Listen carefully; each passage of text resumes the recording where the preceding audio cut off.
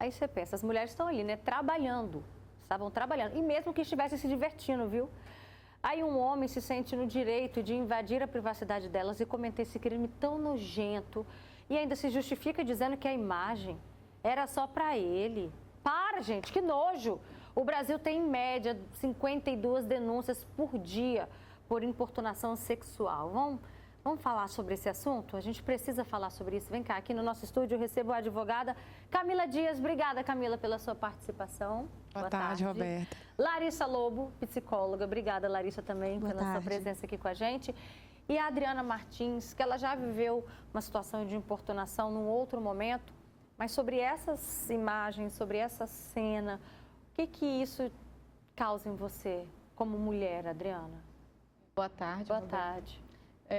A gente vê que não para, que é de uma maneira, com uma pessoa, cada pessoa às vezes passa essa situação de uma maneira diferente, mas no fim das contas é a mesma coisa, a gente está sendo sempre violada, a gente não consegue se sentir segura, né? A gente se sente desprotegida o tempo inteiro, em qualquer, no trabalho, no coletivo, na rua, dentro de casa, a gente se sente ameaçada, desprotegida. E não interessa a forma, né, Camila? Isso é crime? Não interessa a forma, é crime.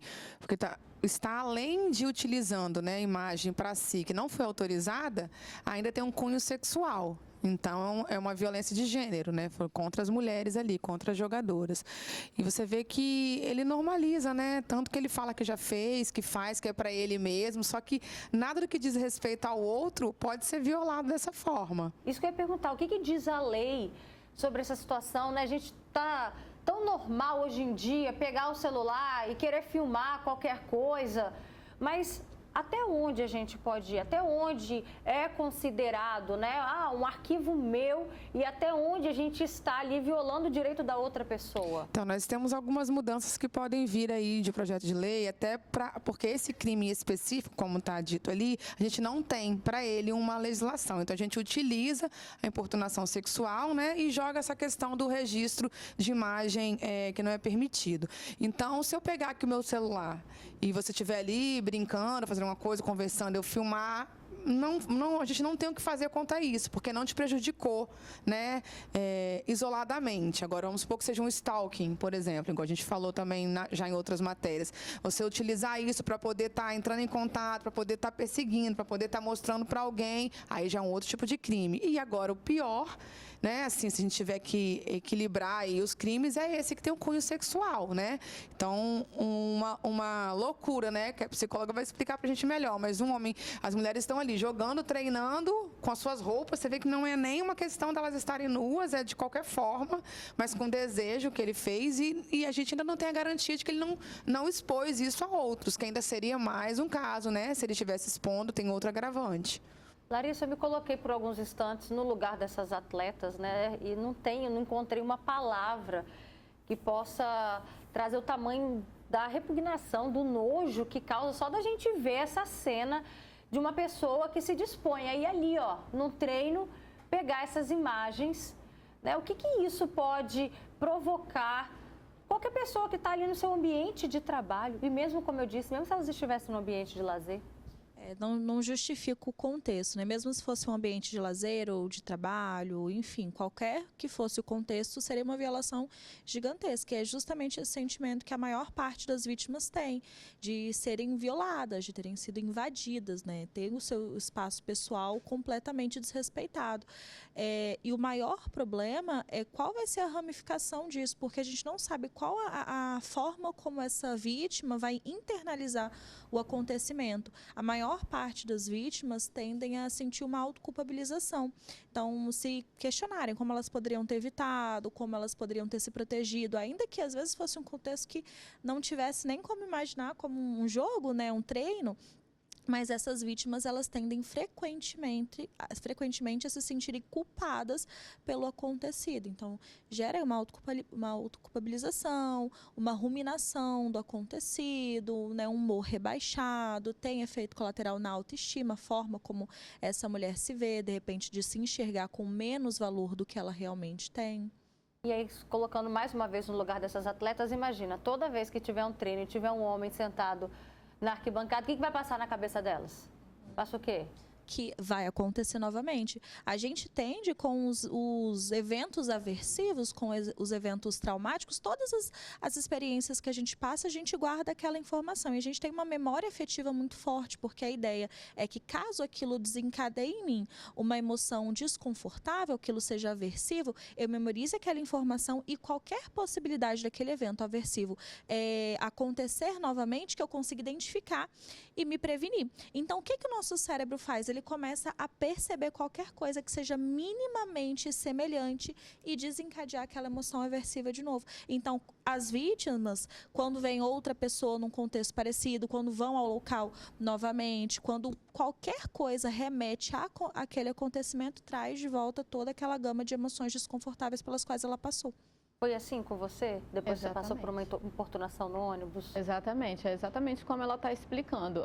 Sempre se remete àquela lembrança e o medo de que vai acontecer novamente. E aí, de que forma que você acaba lidando com esse sentimento? Porque, vamos lá, aconteceu com a Adriana dentro do ônibus. Ela sofreu importunação sexual. Mas aí você precisa trabalhar. Como é que você faz? Então, a gente começa a ter, assim, agir diferente, né? Se você sentava ali, tinha um homem sentado e você sentava do lado dele, eu sentava normalmente, hoje em dia eu já não faço mais isso, entendeu? Independente. Julgamento? Pode até ser, mas é uma maneira de eu me proteger. Então, assim, tem um homem sentado, eu não sento. Tem, assim, às vezes, se tem a opção de eu sentar perto de uma mulher, eu vou sentar perto dela. Se tiver 2 homens, a gente acaba julgando, né, entre os dois. Infelizmente. Aí, quem é homem de verdade, é claro, não vamos misturar, viu, gente? Tem homens que, parabéns, a gente tem ali, olha, parceiros, são pessoas que nos respeitam, que são verdadeiros homens. Agora, infelizmente, por trás disso tem muita gente maldosa, né? Então, a gente acaba, infelizmente, generalizando numa situação como essa daqui. Agora, Camila, 52 denúncias por dia, pensando aí no Brasil, de importunação sexual.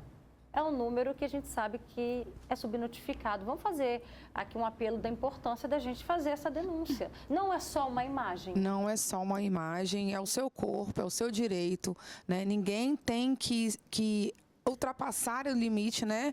Se uma mulher não deseja que ela seja filmada, que ela não deseja um beijo, que ela não deseja um abraço, qualquer coisa que seja fora da vontade dela é um crime. Então, a gente hoje tem diversas formas de estarmos, né, nos protegendo disso, por mais que continue, por mais que os números sejam altos e inadmissíveis, que os homens não estejam tomando consciência, a gente não pode parar. Porque se a gente abaixar a guarda e começar a falar, só mais um, não vai dar em nada, olha aí, ele está preso. Então, há um tempo atrás não estaria, há um tempo atrás iriam olhar assim, só gravou uma imagem. Isso nós não estamos falando do tempo das nossas avós, nós estamos falando do nosso tempo. Então, assim, a gente precisa estar quebrando esse ciclo, né, de qualquer tipo de violência contra nós, estarmos denunciando, sim, porque estamos a caminho de uma esperançosa diminuição desse tipo de crime. Como que a gente deve agir naquele momento do flagra? Porque às vezes a gente quer tirar satisfação com a pessoa e aí é muito fácil também ela apagar o arquivo. Não filmei não, aí ela vai rapidinho ali e apaga, né? Como é que a gente faz com que a gente possa agir de uma maneira a nosso favor, né, para não despertar o interesse dele em apagar aquele arquivo? Se tiver indícios, a denúncia pode ser feita mesmo assim, porque mesmo ele apagando arquivos, na Delegacia de Crimes Virtuais, eles conseguem, né, recuperar esse tipo de questão. Arquivos apagados, até se tiver feito backup, isso tudo tem um lugar onde especialistas, né, a polícia científica consegue ter de volta. Porém, não basta chegar na polícia e falar, olha, eu estou achando que uma pessoa me gravou. Então, assim, essa parte ainda é frágil, né? Porque senão a gente ia ter essa parte toda amontoada de denúncias. Então, precisamos de ter outros meios, né? Às vezes uma testemunha, alguém que também viu junto. No caso da matéria ali, foi até mesmo ele estava como vigia, né? Como segurança. Foi a própria equipe que percebeu que ele estava agindo daquela forma. Não foram nem as vítimas. Então denunciaram ele foi demitido, teve todo um trabalho. Então, se isso acontece comigo, se eu acredito que alguém está fazendo isso, eu vou buscar, né, um apoio, uma ajuda para poder estar indiciando essa pessoa pelo crime cometido. Perfeito, gente. Obrigada pela participação de vocês. sobre esse assunto. E o mais importante é a gente levar essa informação aí para você de casa, para não aceitar, caso isso aconteça com você, é só uma imagem numa situação como essa. Não, viu? Não é só uma imagem, não. Isso daí é um crime, é importunação sexual.